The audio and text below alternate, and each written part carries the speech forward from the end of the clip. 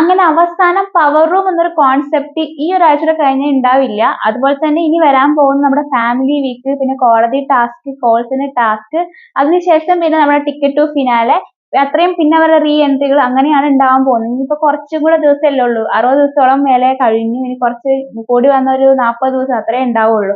അപ്പൊ ഇനിയും നമുക്ക് പവർ റൂം ഇട്ട് വെച്ച് കഴിഞ്ഞാൽ കുറെ പേര് വീണ്ടും അതിനകത്ത് ഇരുന്ന് സേവ് ആയിക്കൊണ്ടേയിരിക്കും.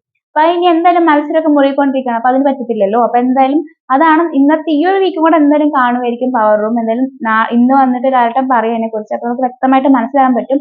അപ്പൊ എന്തായാലും അതേക്കുറിച്ച് സംസാരിക്കാനുണ്ട്. അപ്പൊ വീഡിയോ ആദ്യത്തെ കാണുന്നെങ്കിൽ ലൈക്ക് ചെയ്യാനും സബ്സ്ക്രൈബ് ചെയ്യാനും മറന്നു പോകണ്ട.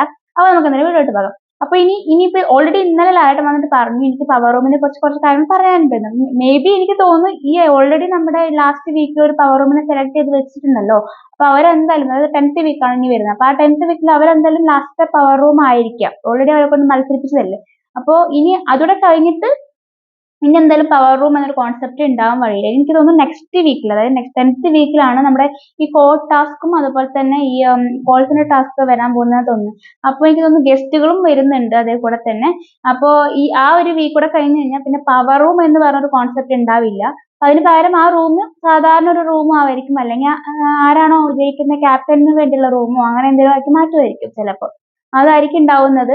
പിന്നെ അത് കഴിഞ്ഞിട്ട് നെക്സ്റ്റ് വീക്ക് കൂടെ കഴിഞ്ഞ് കഴിഞ്ഞാൽ പിന്നെ അടുത്തത് എനിക്ക് തോന്നുന്നു അടുത്ത വീക്ക് ഫാമിലി വീക്ക്, 2 ആഴ്ച കഴിഞ്ഞിട്ടാണ് ഫാമിലി വീക്ക്. ഇപ്രാവശ്യം കുറച്ചുകൂടെ നേരത്തെയായിട്ടാണെന്ന് തോന്നുന്നു ഫാമിലി വീക്ക് വരുന്നത്. അപ്പൊ ഫാമിലി വീക്ക് വരും. പിന്നെ അത് കഴിഞ്ഞിട്ട് ടിക്കറ്റ് ടു ഫിനാലെ. അപ്പൊ ഇപ്രാവശ്യം ഞാൻ ഓൾറെഡി പറഞ്ഞ രണ്ടുപേരും എന്തായാലും പോവും. ഈ പ്രാവശ്യം രണ്ടുപേര് പോവും. ഇനി നെക്സ്റ്റ് വീക്കിൽ വരുന്ന നെക്സ്റ്റ് വീക്കിലും രണ്ടുപേര് വെച്ച് പോവും. അപ്പൊ എന്നാലും നമ്മുടെ ഒരു ഇപ്പോഴും ഓൾറെഡി അവിടെ കുറെ പേരുണ്ടല്ലോ നമ്മുടെ ബിഗ് ബോസിനകത്ത്. 60 ദിവസം കഴിഞ്ഞിട്ട് നിറച്ചിരിക്കുകയാണ് ആൾക്കാർ. അപ്പോൾ രണ്ടുപേര് വെച്ച് എന്തായാലും പോവാതിരിക്കത്തില്ല.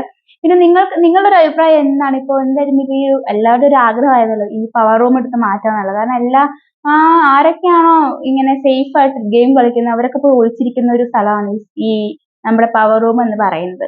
പിന്നെ കഴിഞ്ഞ ഈ വീക്കിലെ പവർ റൂം ആണെങ്കിൽ ഫുൾ എല്ലാവർക്കും ഭയങ്കര നെഗറ്റീവ് അടിച്ചു. ഭയങ്കരമായിട്ട് ഒന്നും ചെയ്യാം, അവർക്ക് ശരിക്കും പറഞ്ഞാൽ ഒന്നും ചെയ്യാൻ പറ്റിയില്ല. കാരണം ഫുൾ ആ വീക്ക് മൊത്തം എന്താണ് ടാസ്ക് ആയതുകൊണ്ട് അവരൊരു ഓണേഴ്സ് എന്ന രീതിയിലാണ് കാണിച്ചിട്ടുണ്ടായിരുന്നത്. അപ്പം അതൊക്കെ കൊണ്ട് ഫുൾ നെഗറ്റീവ് ആയിട്ടുണ്ട്. അപ്പൊ ഇനിയിപ്പോ എന്തായാലും നെക്സ്റ്റ് വീക്ക് ഇപ്പൊ നമുക്ക് നോക്കാം.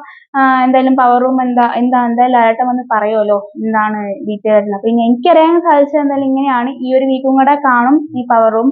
അത് കഴിഞ്ഞ് പിന്നെ നമ്മൾ പറഞ്ഞ പോലെ ബാക്കിയുള്ള ടാസ്ക്, ഗസ്റ്റുകളൊക്കെ വരുന്നുണ്ട്. അപ്പൊ നിങ്ങൾ എന്താണ് ആരൊക്കെ വരണം എന്നാണ് നിങ്ങളുടെ ആഗ്രഹം? എന്തായാലും കുറച്ച് പേരിലൊക്കെ കേൾക്കുന്നുണ്ട്. അതൊക്കെ ഞാൻ പിന്നെ അടുത്ത വീഡിയോയിൽ എന്തായാലും പറയാം. ഇത്രയും കാര്യങ്ങളാണ് പറയാനുള്ളത്. അപ്പൊ ഇനി അടുത്തൊരു വീഡിയോ ആയിട്ട് വീണ്ടും വരാം. ബൈ.